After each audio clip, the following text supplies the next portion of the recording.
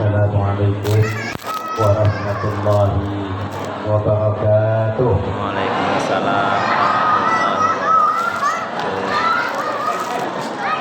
wabarakatuh. Alhamdulillah wassalatu wassalamu ala rasulillah Sayyidina Muhammad bin Abdillah wa ala alihi wa sahbihi wa mawala. La hawla wa la quwwata illa billah. Subhanaka la ilma lana illa ma 'allamtana innaka antal alimul hakim wa tub 'alaina innaka antat tawwabur rahim. La haula wa la quwwata illa billahil aliyyil azim. Amma ba'd. Yang sama-sama kita muliakan para alim ulama, wabil khusus orang tua kita Al-Mukarram Haji Ja'far, dan juga yang sama-sama kita hormati para pejabat pemerintah setempat beserta staf-stafnya, ibu bapak, kaum muslimin dan muslimat yang dimuliakan oleh Allah Subhanahu wa taala. Alhamdulillah wa syukurillah, dengan izin Allah Subhanahu wa taala kita semua bisa bermuwajahah, bertatap muka yang dulu mungkin kita tidak kenal. Insya Allah hari ini kita kenal. Yang dulu mungkin kita tidak tahu, hari ini kita tahu. Paling tidak di kesempatan ini kita semua hadir dan berkumpul dengan satu tujuan, yakni memperingati Isra wal Mi'raj Nabi Muhammad sallallahu alaihi wasallam. Dan itu mudah-mudahan jadi pengharapan kita, karena Nabi Muhammad sallallahu alaihi wasallam pernah menyatakan, ma ijtama'a qaumun fi majlisin yadhkurunallah illa nazalat alaihimus sakinah wa ghasyiyat alaihimur rahmah wa hubbat alaihimul malaikah. Tidaklah berhimpun, tidaklah berkumpul satu kaum dalam sebuah majelis illa nazalat alaihimur rahmah, kecuali turun kepada mereka yang berkumpul dan berhimpun pada satu majelis, yang mana di majelis itu yadhkurunallah, di situ ada bacaan ayat Quran, di situ ada majelis ta'lim, di situ nanti ada salawatan, di situ ada hal-hal kebaikan. Nazalat alaihimur rahmah, maka turun kepada mereka rahmat Allah. Ini harapan kita pertama. Maka dengan berkumpulnya kita di sini, pertama adalah mudah-mudahan Allah menurunkan kepada kita apa tadi, Bu? Apa tadi? Rahmat. Maaf, bukan rahmat, sakinah. Sorry. Ini bawaan agak ngantuk, mata buku lumayan, perjalanan jauh. Saya tinggal di Tembilahan, asli Sapat tuh Pak Indra Sapat. Oke, Allah turunkan kepada kita sakinah. Illa nazalan alaihimus sakinah. Turun kepada mereka sakinah. Apa itu sakinah? Sakinah adalah ketenangan jiwa, ketentraman, kedamaian. Maka bagi siapa yang ingin hidupnya tentram, yang ingin hatinya tenang, yang ingin jiwanya damai, hadirlah ke majelis taklim, hadirlah ke masjid, hadirlah ke tempat pengajian. Maka dijamin oleh Rasulullah SAW, nazalat alaihi sakinah, akan turun kepada mereka ketenangan. Buktinya apa?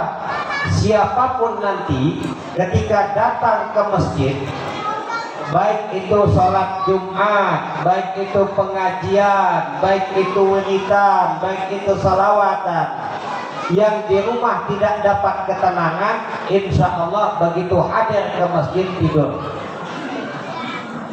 Itu satu pertanda tenang. Maka nanti kalau ada yang tidur tolong jangan dibangunkan. Sampai selesai pun jangan dibangunkan. Setuju, Pak? Setuju. Itu pertama. Yang kedua, wa ghasyiyat 'alaihimur rahmah. Allah tebarkan kepada orang yang hadir di majelis itu, ya di situ majelis ilmu, di situ majelis baca Quran, di situ majelis segala macam kebaikan, maka Allah tebarkan kepada mereka rahmat. Rahmat itu yang paling sulit. Apa itu rahmat? Ya, kalau dalam kita ngaji tauhid, Ar-Rahman itu zat. Ar-Rahman zat. Ar-Rahman 'allamal Qur'an. Siapa yang mengajarkan Al-Quran? Ar-Rahman. Kemudian Ar-Rahim, itulah sifatnya Allah Subhanahu wa ta'ala. Sifatnya yang kita kenal semua jika kita mengaji tauhid. Betapa mulianya, betapa tingginya sifat Allah Ta'ala dengan Rahim tadi. Adapun rahmat itulah af'alnya Allah Ta'ala. Maka siapa yang hadir di tempat pengajian, siapa yang hadir dalam sebuah masjid, artinya mereka berhak mendapatkan rahmat Allah, mendapatkan jaminan bahwa mereka adalah dalam sifat kasih sayang Allah Subhanahu wa ta'ala. Ini yang kita harapkan. Jelas, Bu? Paham, Bu? Paham. Ini baru pembukaan. Karena kata panitia, ini Pak Ustadz kita masuk jadi selesai jam zuhur. Hitung-hitung zuhur jam berapa di sini? 1:30 ya. Beliuran berapa? Dipaksa santai dia. Ibu apa yang saya muliakan? Kita pula. Panitia ini banyak stok beliau. Peristiwa Isra wal Mi'raj adalah sesuatu yang sangat luar biasa. Saking luar biasanya apa kata Quran? Wa ma ja'alna ar-ru'ya allati araynaka illa fitnatan linnas. Saking luar biasanya peristiwa Isra wal Mi'raj, maka Allah tegaskan wa ma ja'alna ar-ru'ya allati araynaka illa fitnatan linnas. Tidaklah kami perlihatkan kepadamu ya Muhammad ketika perjalanan Isra mulai dari Masjidil Haram ke Masjidil Aqsa, kemudian Mi'raj naik dari Masjidil Aqsa Sidratul Muntaha, illa fitnatan linnas, kecuali semua itu sebagai ujian bagi manusia. Ini peristiwa Isra dan Mi'raj, semua itu tidak lepas adalah ujian bagi manusia. Ujian apa? Pertama adalah ujian iman. Ujian keimanan. Akankah dengan tragedi Isra Mi'raj itu kaum manusia beriman sebagaimana Sayyidina Abu Bakar Siddiq? Kenapa menisbahkan perjalanan kepada Allah Subhanahu wa ta'ala bukan kepada abdi? Satu. Yang kedua, ujian IQ, ujian otak, ujian akal. Lalu ingin pembuktian. Baik, ketika Nabi Muhammad mengatakan saya Mi'raj, saya diperjalankan, akal akan berkata, benarkah yang diucapkan oleh Nabi Muhammad SAW? Lalu memerlukan pembuktian. Ya Muhammad, benarkah malam tadi kamu Isra? Ya, buktikan kepada kami. Berapa jumlah tiang Masjid Al-Aqsa? Ada yang tahu Pak, berapa jumlah tiang Masjid Al-Aqsa? Ada yang tahu Pak? Tidak. Ibu ada yang tahu berapa jumlah tiang Masjid Al-Aqsa? Ada yang tahu? Tidak tahu. Berarti sama kita. Sederhana. Kebetulan kita belum sama ke sana. Mudahan sampai. Amin. Itu aja poinnya. Yang penting jangan mengada-ngada. Ujian nalar. Yang ketiga ini yang unik. Beriman tidak, berpikir tidak. Itu apa tuh? Kira-kira. Beriman tidak, ini berpikir tidak. Maka yang ketiga ini yang rentan. Yang ketiga ini yang rentan. Bagaimana mereka? Ya. Ini sampai menghilangkan penat. Ini baca semua, kabuki semuanya. Campur, gado-gado. Oke. Jadi kalau ada saya terselip kata, nanti harap maklum, jangan diprotes langsung tanya. Biasa. Oke, ada kelompok ketiga. Ketika Nabi Muhammad selesai pagi itu duduk di samping Ka'bah, datang Abu Jahal, CS. Datang Abu Jahal. Mat, lagi ngapa? Kata Nabi Muhammad, saya malam tadi paman Mi'raj, diperjalankan oleh Allah sampai ke langit ketujuh. Pagi ini turun. Bagaimana kalau ini kamu ceritakan kepada kaum? Kata Nabi Muhammad, silakan. Dipanggillah kaumnya. Begitu dipanggil kaumnya, ya Muhammad, ceritakan apa yang kamu ceritakan kepadaku tadi. Diceritakanlah oleh Nabi Muhammad bahwa saya malam tadi perjalanan dari Mekah ke Palestina, Masjid Al-Aqsa menuju langit ketujuh Sidratul Muntaha. Naik buruk itu fauqal himar dunal bidal, dalam hadisnya. Lebih besar dari himar tapi tidak sama dengan kuda. Lalu subuh saya sudah di sini. Cerita panjang lebar. Yang pertama menyatakan saya percaya dengan Muhammad. Yang kedua saya tidak percaya dengan Nabi Muhammad. Yang ketiga membuktikan. Buktikan Muhammad kalau engkau memang benar-benar. Tapi ada kelompok tadi. Gini. Dia tidak bilang, tidak ngomong, tidak apa-apa. Cuma dia gini. Nah, ini yang ketiga yang awan. Rupanya ada orang yang diam-diam tapi menyusahkan. Nih, perhatikan tuh. Kelihatannya sederhana tapi luar biasa kawan. Ada kelompok yang ketika Nabi Muhammad ceritakan peristiwa Mi'raj, tangannya, perhatikan tangan. Ini simbol penolakan mereka terhadap kebenaran Nabi Muhammad diwujudkan berupa simbol. Hati-hati dengan simbol. Biar jelas.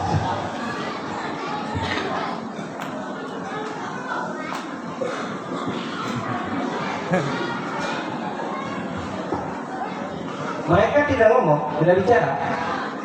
Tapi ini satu fakta dan wujud penolakan terhadap kebenaran Nabi Muhammad. Mereka wujudkan dengan apa? Simbol. Bahwa begini, artinya semua yang dikatakan Muhammad itu nonsen, semuanya dusta, semuanya di luar akal. Jadi cara penolakannya bagaimana? Gini. Ada yang suka gitu? Hati-hati.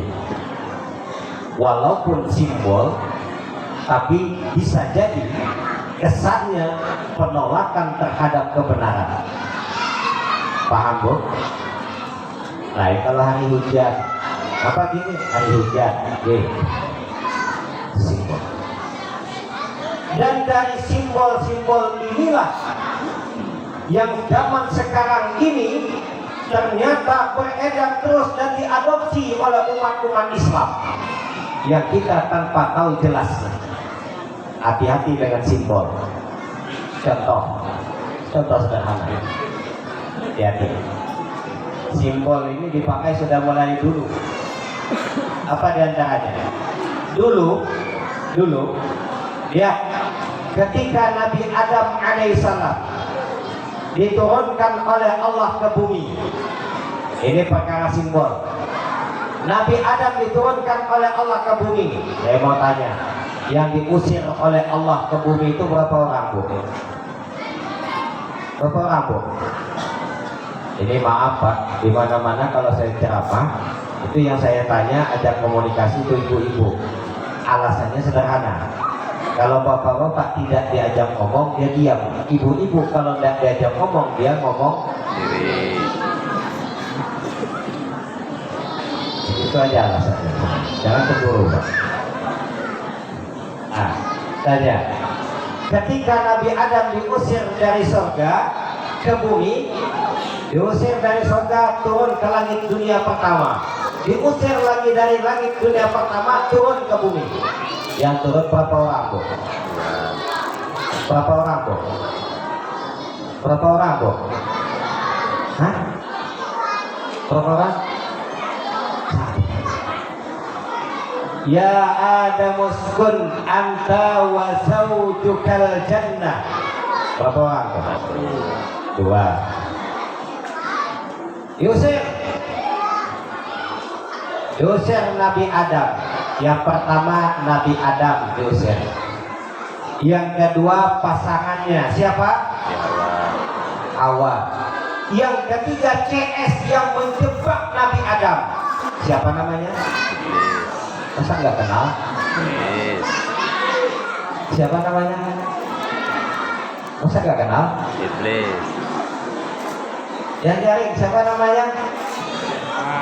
Setan apa iblis? Iblis. Iblis apa setan? Iblis. Yang jelas.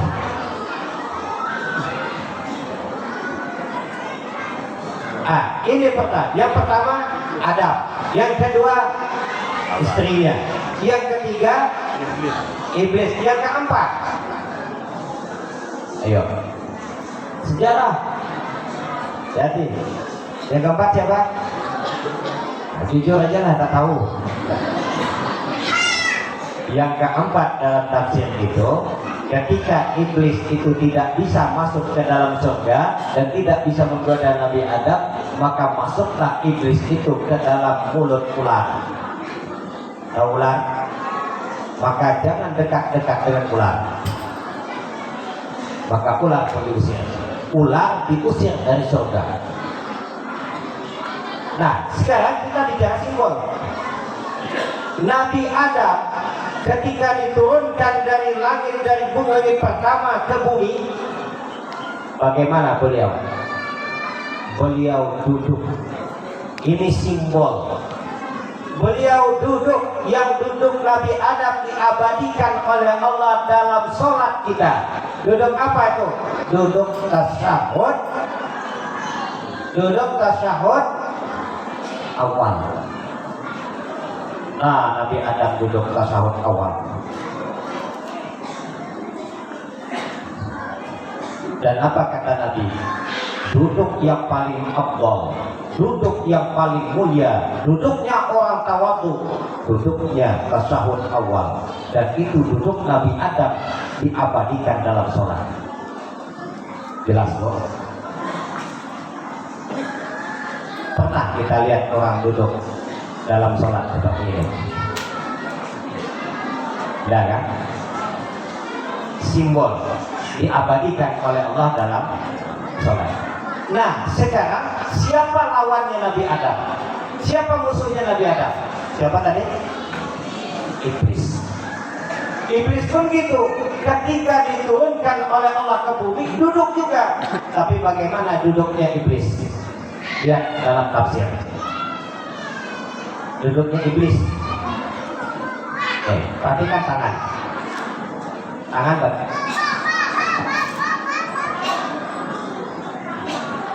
Masih sama dengan yang tadi kan? Tangannya. Ini tasbih. Dalam bahasa Arabnya tasbih.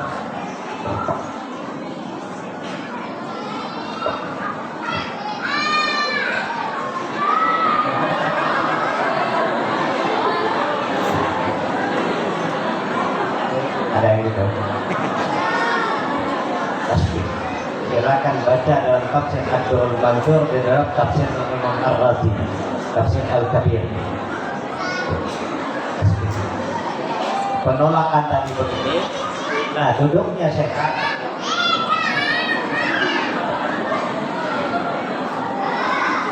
Simbol. Jadi kalau ada suatu ibu nanti duduk kayak gitu, pinggir Pak, pinggir. Kelihatannya sederhana. Hati-hati dengan simbol. Tapi akankah simbol itu dimasukkan oleh Allah ke dalam sholat? Tidak. Bahkan yang lebih hebat lagi, bagaimana ketika Nabi Adam, ya Rabb, perlihatkan hamba dengan Sayyidul Wujud Nabi Muhammad SAW. Simbol itu. Apa kata Allah Subhanahu Wa Taala? Dan tunjukkan telunjukmu. Telunjuk. Nah, kata Nabi Adam, ada apa ya Pak? Kamu mau lihat kekasihku Muhammad? Lihat telunjukmu. Dilihat oleh Nabi Adam telunjuk. Dalam telunjuk Nabi Adam tidak seperti ini, Bu. Nabi Adam itu ukurannya ketika turun itu sudah minta kecilkan. Karena lewat awan itu, minta kecilkan. Maka dalam sebagian riwayat mengatakan ukuran sudah dikecilkan itu tidak kurang daripada 70 hasta. Tidak kurang dari 70 hasta, itu sudah minta kecilkan. Nah, anggap saja hasta kita 70 bagi 2 artinya 35 meter. Betul. Artinya 35 meter. Wah, ada ya. Nah, ketika melihat nampaklah wujud Nabi Muhammad SAW. Nampak, dan ini yang disebut musabbihah. Telunjuk disebut musabbihah. Yang pertama kali bertasbih kepada Allah Subhanahu Wa Taala telunjuk, maka telunjuk diabadikan dalam sholat. Ketika orang mengucap asyhadu an la ilaha illallah, kira-kira apa yang diangkat? Telunjuk apa jempol? Logikanya, kalau ada umpama ada orang tanya, kebetulan orangnya depan kita, Pak, mana yang namanya Pak Budi? Bapak orangnya di samping kita nanya, Pak, mana namanya Pak Budi? Kira-kira lebih terhormat menunjuk ini atau begini? Ayo, orangnya di samping kita tanya, Pak, mana yang namanya Pak Budi mana Pak? Lalu kita, nih, atau begini? Yang lebih terhormat tuh logikanya tuh. Mana nunjuk yang terhormat, pakai telunjuk apa pakai jempol? Pakai jempol. Tapi kenapa ibu-ibu waktu sholat asyhadu an la ilaha illallah tidak pakai gini? Nah. Dan dalam fikih, andai kata telunjuk tidak ada, tidak bisa diwakilkan dengan yang manapun. Cek fikihnya. Andai kata ditakdirkan kalau telunjuk tidak ada, lengkap semua jari yang lain, tidak bisa diwakilkan oleh siapapun. Jempol tidak bisa naik, telunjuk kiri tidak bisa naik. Kenapa? Inilah simbolnya yang ditunjukkan oleh Allah kepada Nabi Adam. Nah, nampak wujud Nabi Muhammad SAW. Kata Nabi Adam, ya Rabb, besarkan lagi ya Rabb. Apa kata Allah? Dam. Maka itu, dam, kata Allah, temukanlah jempol tangannya. Di jempol ini nampak. Dan begitu nampak wujud Nabi SAW, apa kata Nabi Adam? Marhaban bi habibi. Itu satu dalil. Seluruh anbiya mengucapkan marhaban kepada Nabi Muhammad SAW. Marhaban bi habibi wa qurratu aini Muhammad SAW. Setelah itu ditutup oleh Nabi Adam. Tidak cukup gitu. Diusapkan ke mata. Ini simbol itu, usapkan ke mata. Makanya disunnahkan kita Kalau setiap mendengar asyhadu anna Muhammad marhaban bi habibi wa qurrati a'yun sallallahu disunnah 3 kali. Maka Nabi Adam, dan begitu juga dalam fikih. Karena ini perbuatan Nabi Adam kelihatannya simbol diabadikan oleh Allah dalam sholat, maka sunnah bagi orang yang ketika tasyahud asyhadu an la ilaha illallah itu matanya melihat ke kemana Bu? Kemana Bu? Ulangi. Sunnah bagi kita ketika kita mengucapkan asyhadu an la ilaha illallah yang asal pandangan mata kita ke tempat sujud, berpindah pandangan mata ketika itu kemana? Kemana? Tak jelas. Yang jelas kemana? Ngapa ketelunjuk? Ini hati-hati. Bukan ketelunjuk, ke kuku. Maka ada dulu orang Banjar. Jadi awak sholat itu apa yang ditunjuk? Ini orang Banjar. Kalau orang Banjar. Awak sholat itu apa yang ditunjuk? Kira-kira ibu yang ditunjuk itu apa Bu? Apa yang ditunjuk Pak? Waktu ibu sholat, waktu bapak sholat, kira-kira yang ditunjuk itu apa? Saya tahu. Sebenarnya ini tidak tahu. Waktu sholat, ibu sholat, bapak sholat kan tunjuk. Nah, kira-kira pertanyaan apa yang ditunjuk? Ya. Ini pertanyaan orang banyak, tapi lumayan. Ini yang ditunjuk tuh, jawabannya simpel aja. Yang ditunjuk kuku. Maka bagi kita ketika menunjuk itu melihatnya kemana? Ke kuku, bukan ke telunjuk. Jelas Bu? Simbol diabadikan oleh Allah di dalam sholat. Kelihatannya sederhana. Nah, ini simbol-simbol yang baik. Anehnya sekarang simbol-simbol itu merebak di kalangan umat Islam tanpa filter lagi, tanpa penyaringan benarkah tidakkah simbol ini. Maka sekarang merajalela di umat Islam simbol. Buktinya, ya, ingat umat Islam. Maaf, mau tersungging lah. Simbol HP.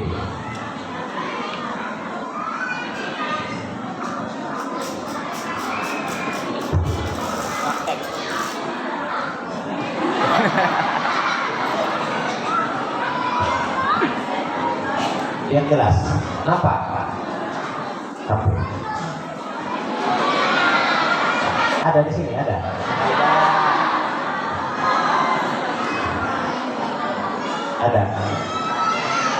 Saya mau tanya, simbolnya kira-kira apa yang gitu? Ayo, yang sering gini mana? Kira-kira apa simbol itu?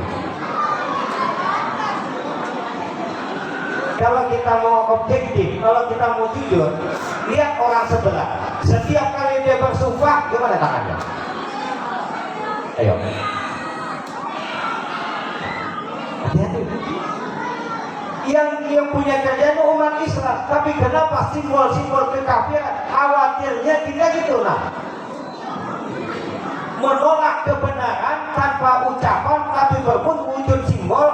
Ini yang bahaya. Jelas Bu? Ada yang gini.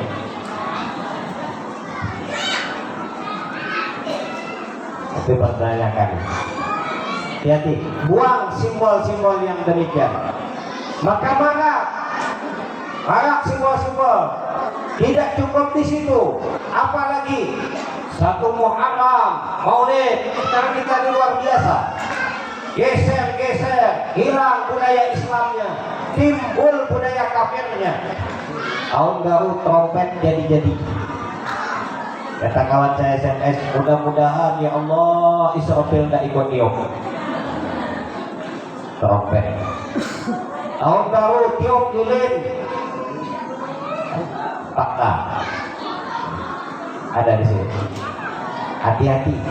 La tattabi'unna sunana man qablakum shibran bi shibrin wa dhira'an bi dhira'in hatta law dakhalu ju'ra dhabbin la dakhaltumuh, kata Nabi. Syaratnya sudah lama. Satu saat kamu hai umat Islam pasti sejengkal demi sejengkal, sehasta demi sehasta kalian akan mengikuti budaya orang-orang dulu. Lau dakhalu ju'ra dhabbin la dakhaltumuh, seandainya mereka masuk ke lubang biawak, kamu pun akan ikut. Yang penting ikut. Ini yang bahayanya. Maka dari itu hati-hati simbol-simbol. Maaf. Dulu mungkin orang-orang tua kita masih ingat. Dan saya pun masih jelas ingatan saya. Waktu SD itu dulu ada gambar hampir setiap rumah. Ini belum.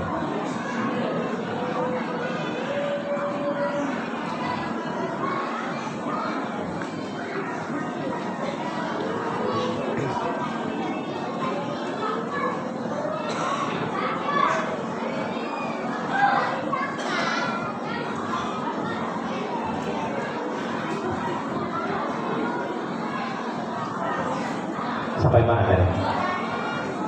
Sampai gambar setiap rumah. Itu beda ya.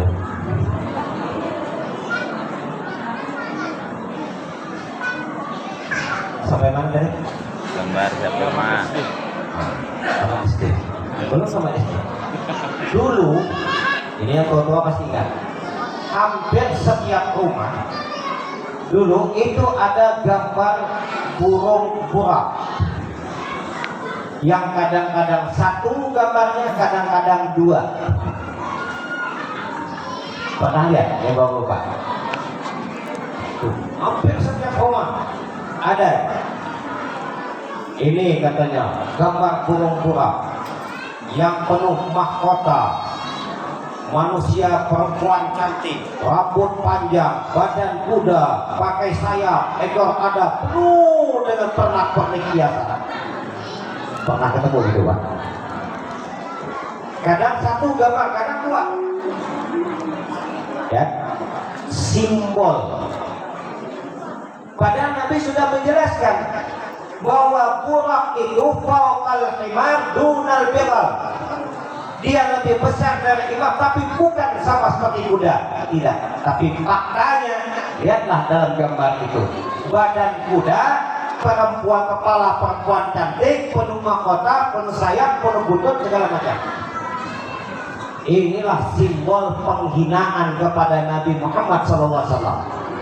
Maka kalau ada nyipak itu bakar. Cuma umat Islam tertipu ya. Oh ini buraq-buraq. Padahal itulah wujud karangan orang Yahudi yang menghina kepada Nabi Muhammad SAW. Sebenarnya banyak itu simbol-simbol ini. Ibu apa yang saya muliakan? Nah, kembali.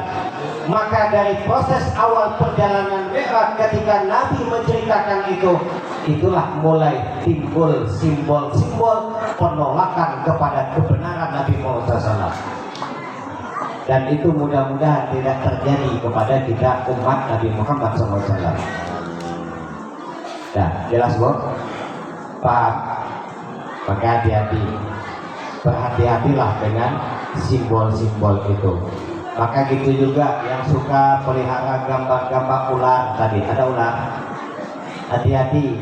Itulah yang diusir oleh Allah dari surga. Maaf kalau di tepi lahan itu jangankan gambar di dinding, di sini pun ular gambar. Itu di tepi lahan. Ini ular gambar. Simbol juga. Dan yang lebih aneh lagi, induk dari penolakan kebenaran kepada Nabi Muhammad sekarang merajalela. Apa dia? Maka terkenallah dalam Islam simbol orang yang menolak terang-terangan Nabi Muhammad, itu yang dikenal dengan nama Abu. Namanya bukan Abu Jahal. Namanya bukan Abu Jahal, cuma dikenal dengan namanya Amr bin Hisham, dikenal dengan Abu Jahal. Selesaikah Abu Jahal dulu? Oh, ternyata tidak. Merembet, diikuti oleh generasi kita sampai sekarang. Bagaimana Abu Jahal? Abu Jahal, pernah lihat Abu Jahal bu? Belum. Nah, ini cirinya. Abu Jahal yang diceritakan dalam tafsir itu, yang di zaman Nabi itu Abu Jahal itu rambutnya panjang. Dia laki-laki, rambut panjang, ada kubisnya, ada jenggotnya, pakai anting-anting, pakai kalung. Itu Abu Jahal gambarannya zaman Nabi Muhammad. Entahlah Abu Jahal sekarang.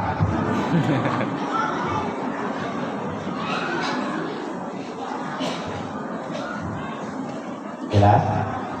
Abu Jahal zaman Nabi Muhammad rambut panjang, pakai anting-anting, ini pakai kalung, kumis melintang. Itu Abu Jahal zaman Nabi. Entah kalau sekarang ada nggak sih? Oke, simpel. Ibu bapak yang saya muliakan, duduk lagi. Nah, kita kembali. Perjalanan Mi'raj Nabi Muhammad SAW, sesuatu yang luar biasa, sehingga itu sebagian menolak kebenaran dan sebagian menerima kebenaran Nabi Muhammad SAW, dan sebagian menolak dengan tanpa penolakan tapi berbentuk simbol. Maka dari sisi perjalanan itu, semua yang dinampakkan oleh Allah Subhanahu wa Ta'ala adalah semuanya untuk kita. Semuanya untuk kita. Tinggal kita pilih gambaran-gambaran yang pasti bahwa semua makhluk nanti akan merasakan sebagaimana yang telah dinampakkan kepada Nabi Muhammad SAW. Apa di antaranya? Di antaranya adalah kan dua, surga dan neraka. Ini yang pasti, surga neraka. Saya mau tanya, kira-kira yang hadir di sini, kalau kita diberi pilihan mau masuk surga atau mau masuk neraka? Tunjuk tangan yang masuk neraka. Ada. Kata orang tasawuf, ketika manusia itu masih normal otaknya, walaupun belum pernah melihat neraka, walaupun belum pernah menyaksikan neraka, ketika disebut saja nama neraka pasti akan menolak. Itu kalau masih waras. Siapapun dia, ketika dinyatakan maukah masuk neraka, padahal belum pernah kenalan sama neraka, belum pernah, tapi tetap dia akan menolak ketika digiring untuk masuk neraka. Ini ketika orang masih waras akal. Tapi pilihan sekali lagi dua, hidup kita akan berhadapan kalau tidak surga neraka, maka semua proses gambaran itu pasti akan kita alami. Tinggal lagi kita, apa yang sudah digambarkan itu nanti diterapkan dalam hidup ini. Maka kesimpulan yang pertama adalah Nabi SAW bersabda, Ra'sul akli ba'dal iman at-tawaddud ilan nas. Ini penting. Ini penting. Orang yang berakal, bahasa kita ya, manusia itu kalau masih berakal, masih punya logikanya, masih waras, setelah ia mengimani tentang apa yang diperlihatkan kepada Nabi Muhammad, maka selanjutnya adalah jalan selamatnya at-tawaddud ilan nas. Ini jalan selamat, yakni berkasih sayang dengan sesama manusia, berkasih sayang, berdamai tentram sesama manusia. Kenapa? Gambaran yang paling besar yang dinampakkan oleh Nabi kepada Nabi ketika Mi'raj, ada manusia.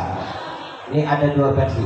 Pertama, ada manusia yang dinampakkan itu punya kuku panjang, dan dengan kukunya itu dia mencabik-cabik, mengoyak-oyak seluruh dagingnya, yang tersisa cuma tinggal tulang.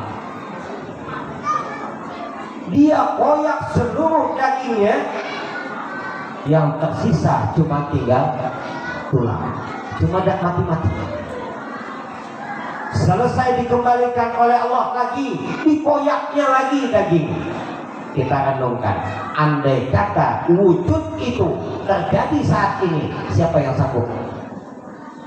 Ada tak yang sanggup mengoyak-oyak dagingnya sendiri? Gambaran pertama, ya Jibril, siapakah mereka? Kata malaikat Jibril, itulah bagian dari umatmu yang mereka menggibah dalam hidupmu. Mereka suka gosip, suka menggunjing, suka segala macam. Itu satu. Yang kedua, Nabi melihat ada sekelompok orang berebut dengan bangkai. Tahu bangkai? Ditanya oleh Rasulullah, ya Jibril, siapa mereka? Kata malaikat Jibril, itulah umatmu yang suka menggibah. Dua gambaran yang paling besar bahwa penyakit umum manusia ini menggibah. Dari kalimat ghaib itu orangnya di belakang kita. Maka berhati-hatilah bahwa siapa orang yang suka menggibah, suka menggunjing, itu tadi gambarannya. Kalau tidak di akhiratnya mencakar-cakar, mengoyak anggota tubuhnya. Kalau tidak dia akan memakan bangkai. Dan tidak akan pernah tercipta kedamaian, tidak akan pernah terwujud satu ketentraman dalam lingkungan kalau masih ada satu saja orang yang suka menggibah. Jelas Bu? Paham Bu? Hati-hati dengan gosip. Sekarang marah. Kita lihat Nabi Musa alaihissalam. Tahu Nabi Musa? Nabi Musa diuji oleh Allah dengan kemarau 40 tahun. 40 tahun kemarau. Kita jangankan 40 tahun, sempat 6 bulan aja kemarau. Tidak bisa bayangkan ya. Tembilahan itu sempat gak ada hujan. Itu luar biasa manusia. Luar biasa. Sempat 6 bulan gak ada hujan. Itu ketahuan tembilahan itu bauk semua. Tembilahan itu. Salah kalau di sini. Nah, Nabi Musa pernah diuji oleh Allah 40 tahun kemarau. 40 tahun tidak tanggung. Munajat kepada Ya Rabb, turunkan hujan, tidak hujan-hujan. Ya Rabb, turunkan hujan, tidak hujan-hujan. Ya Rabb, turunkan hujan, tidak hujan-hujan. Begitu datang perintah hijrah. Hijrah, kamu hai Musa, hijrah. Pergi Nabi Musa alaihissalam, hijrah. Hijrah, meninggalkan kampungnya. Kenapa? Di kampungnya sudah gersang 40 tahun dahulu. Begitu di perjalanan, begitu sampai di perjalanan, karena perjalanan jauh, rupanya capek Nabi Musa alaihissalam. Jalan capek, begitu capek bersandarlah di sebuah pohon bersama saya.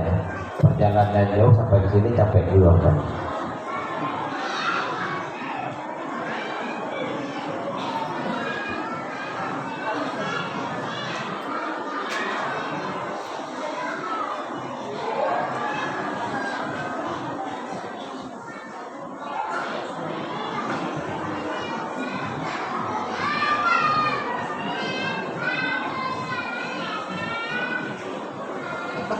Mulai waktu itu teknik orang ceramahnya habis suara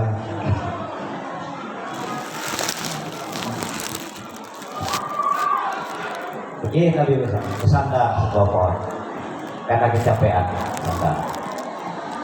Begitu bersandar di sebuah pohon, apa yang terjadi? Datanglah semut. Rupanya di pohon itu ada sarang semut.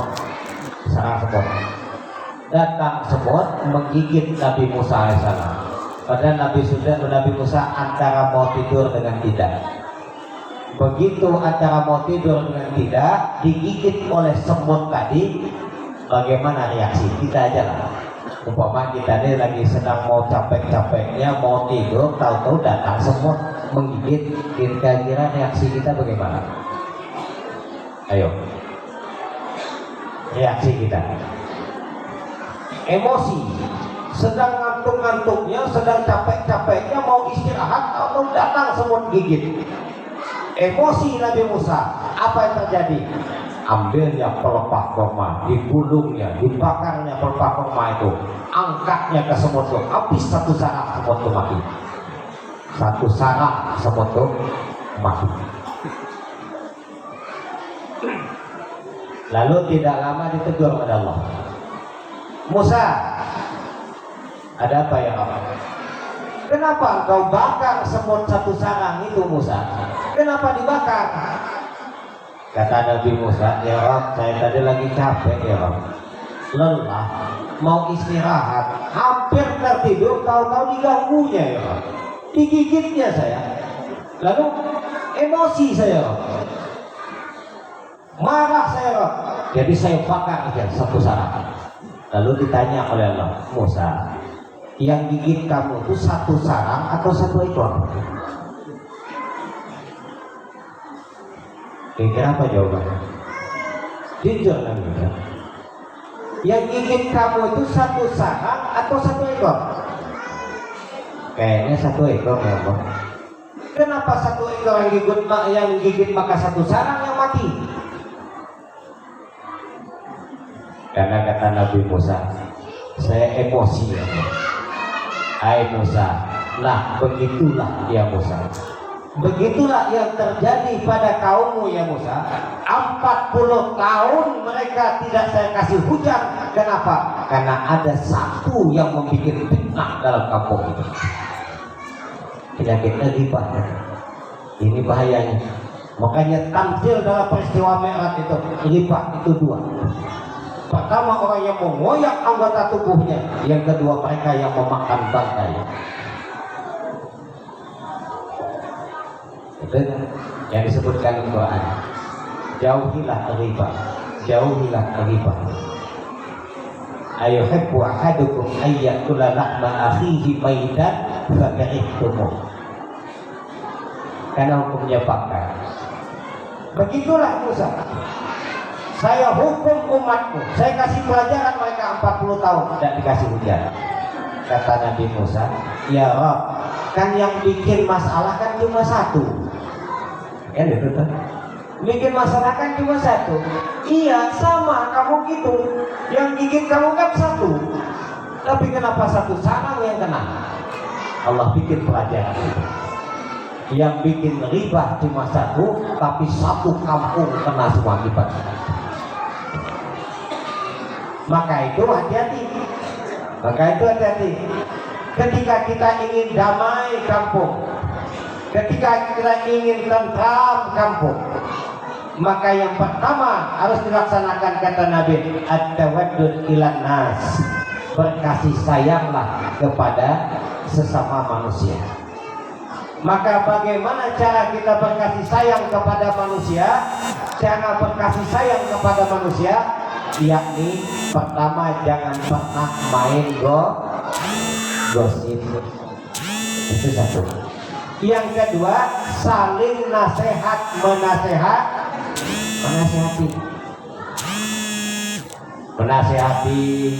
Kalau ada yang salah kita tegur. Cuma yang ditegur tahu diri. Nah ini yang susah nih. Yang ditegur tahu diri. Yang menegur pun hati-hati. Jadi ada etika kita dalam menegur dan yang ditegur pun tahu diri. Dan itu sudah dicontohkan oleh Nabi Muhammad SAW. Ibu bapak yang saya muliakan, nah inilah salah satu penangkal ketika kapan kita ingin damai, ketika kapan kita ingin tentram, maka berkasih sayanglah kita kepada sesama manusia.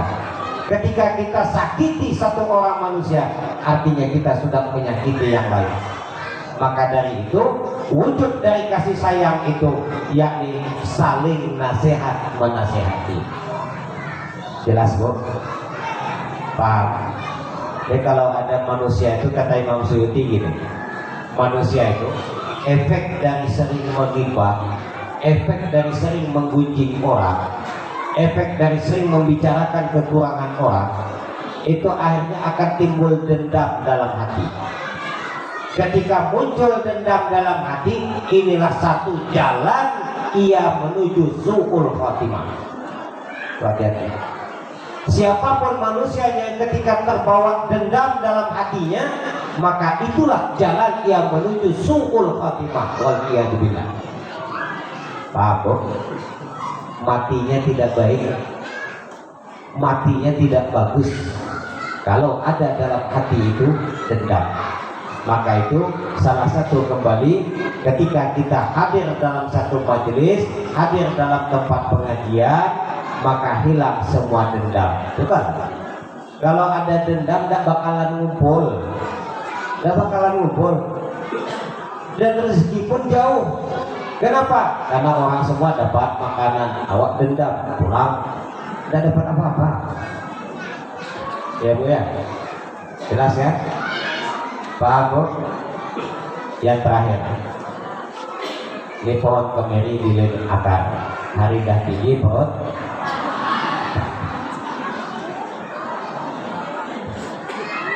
Yang terakhir, ini nanti insyaallah sore menghemat energi. Insyaallah sore jalan sambung lagi, tak tahu lagi. Yang penting hari Rabu kalau bisa, Selasa sore pulang kalau bisa. Yang penting hari Rabu udah pulang ke Piran. Kesimpulan yang terakhir, kita alhamdulillah dengan terjadinya Isra wal Mi'raj adalah kita umat